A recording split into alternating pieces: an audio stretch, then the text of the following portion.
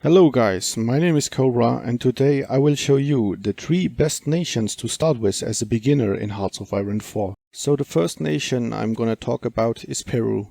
Peru has a lot of pros for being a great nation to start with, as it is probably the strongest nation in Central and South America. Also, it is already fascist when you start, so you don't need to change the ideology in order to attack people around you. Another great pro is that you are very far from the major countries, and none of them will care about you or attack you as long as you don't attack one of them. Also, the Brits and the French will usually not guarantee any nations in South America or Central America, as these nations are already guaranteed by the US, and as I already told you, they simply don't care about you. And because the US guarantees every nation down there, they will never get involved in any of your wars, as long as you don't join an alliance.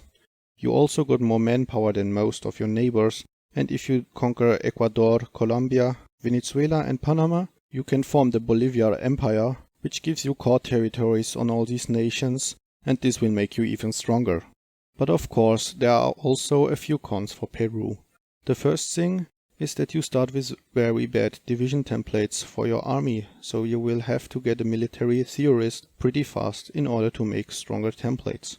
But on the other side, you got the strongest air force in South America, and you got a pretty decent navy to start with, as it is stronger than all the navies combined of the countries you need to conquer in order to form the Bolivia Empire. The second con is that you don't have a lot of resources to trade with at the beginning, but by conquering your neighbors you can change this pretty fast, and by forming the Bolivia Empire you will become an oil tycoon anyway. For division templates, I would suggest you to use a basic 20 with infantry division with engineers and support artillery. As a strategy, I would suggest you to conquer Ecuador, Colombia, Panama and Venezuela first, also if possible in this sequence, so you can form the empire and then go for Bolivia, Paraguay, Argentina and Chile. After you are done with all of this, you can continue of course and get the rest of South America, but I would suggest you to start a new game and continue with my second country, Iran. The second nation that I will talk about is Iran. Like Peru in South America, Iran is the strongest nation in the Middle East, while Turkey is even stronger, but in this case I don't consider it as a part of the Middle East. Also, Iran got a lot of pros and cons, so let's start with the pros again. So a big pro of Iran is, like with Peru, the majors don't really care too much about you and they will let you do your thing more or less. It can happen sometimes that they guarantee a nation that you want to attack, but to prevent this, don't justify a war goal on someone when the world tension is over 20%, until the Germans attack Poland in 1939 and the Second World War starts. After this event you can continue to justify war goals, and the allies usually don't guarantee any countries anymore.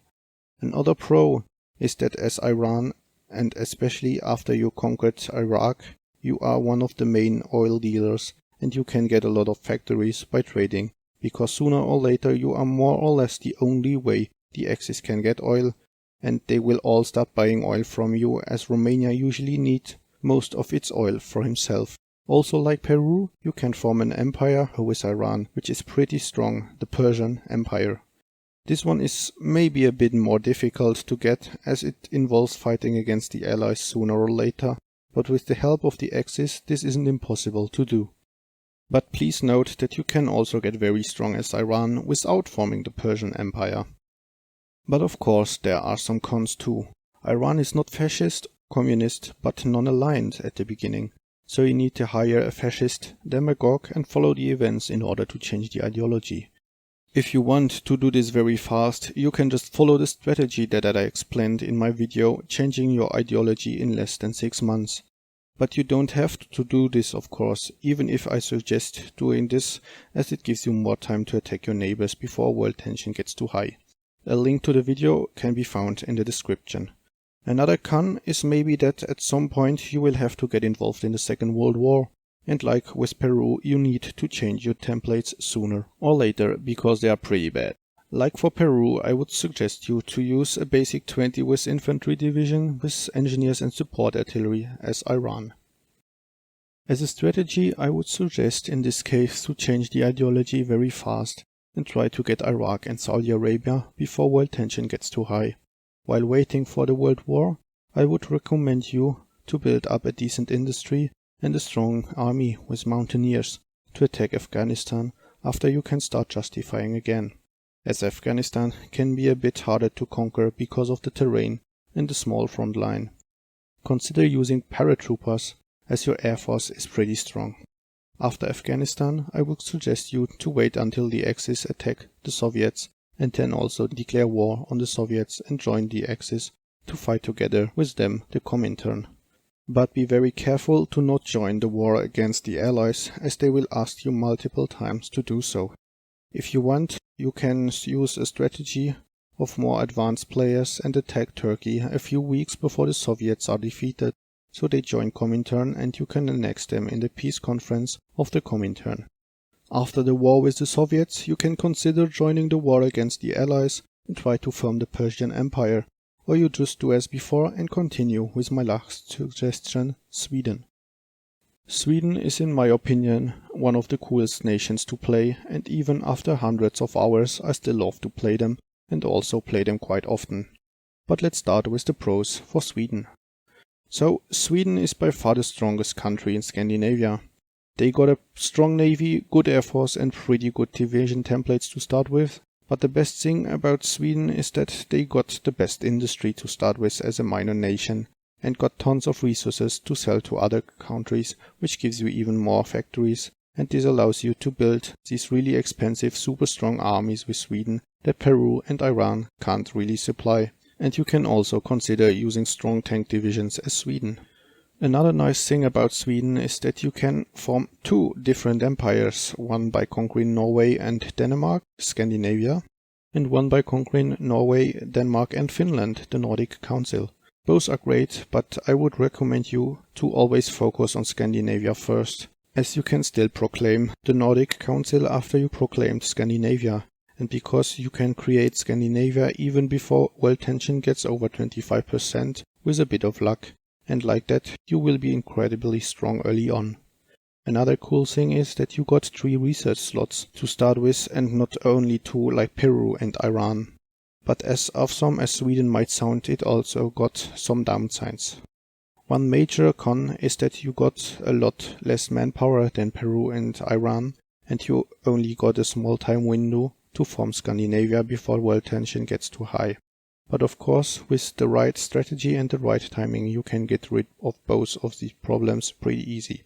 For example, the manpower thing will not be a problem after you proclaim Scandinavia. And by declaring the second war before you finish the first war, you can prevent world tension from getting too high, so you don't get guaranteed. One last con is that, like in Iran, you need to change ideology. But in this case, I would really recommend you to use the fast method from my guide, or you won't be able to proclaim Scandinavia before world tension gets too high. As a division template, I would recommend you to use a 7 infantry and 2 artillery template with pioneers, support, artillery, recons, field hospitals and logistic companies. You don't need to add all these support companies from the beginning, but just put them in the longer the game goes. As a strategy, I would suggest you to just conquer Norway first, and before you finish them, you declare war on Denmark, and after you won those wars, you proclaim Scandinavia. What I like to do after this is to get involved in a Chinese war, to get a Chinese puppet later, and to get by this even more manpower. I will make a guide on the best minor nation strategies, where I will also explain how to do this. If this guide is already online when you watch this video, you will find a link in the description. After the Chinese War, I would recommend you to wait till Germany attacks the Soviets, and then you can decide if you want to join the Axis or if you want to kill the Germans now. Both works very well and both got its pros and cons. In this other guide I will also explain you how I decide what I do. After you played Sweden, you should know the basics of the game pretty well, and you can choose if you try a major or try some other minor countries, but this time countries which have their own focus tree and which are directly involved in some bigger wars, like Romania as part of the Axis, Communist China as part of the Comintern, or Canada or South Africa as part of the Allies. As you probably realized by now, I want to force you more or less to play and fight on very bad terrain most of the time. And you maybe think that this makes it way harder to play than it has to be. But with this I want to show you how important terrain can be. And if you won all of these wars in the mountain, you will have a very easy time on the flatland. As you probably noticed, I didn't put any major countries in my list as maybe other YouTubers did. But there are multiple reasons for that. First of all, as a major you will always get involved into the world war and you don't have the liberty to choose on which side. Except of course if you do big changes to your ideology.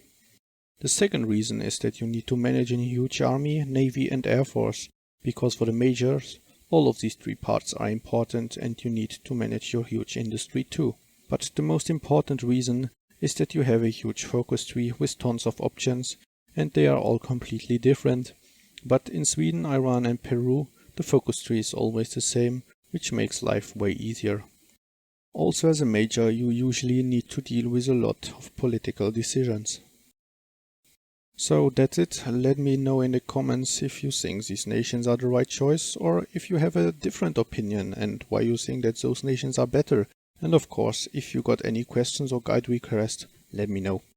My name is Cobra and this was the 3 best nations to start with as a beginner in Hearts of Iron 4. Thank you for watching and see you next time.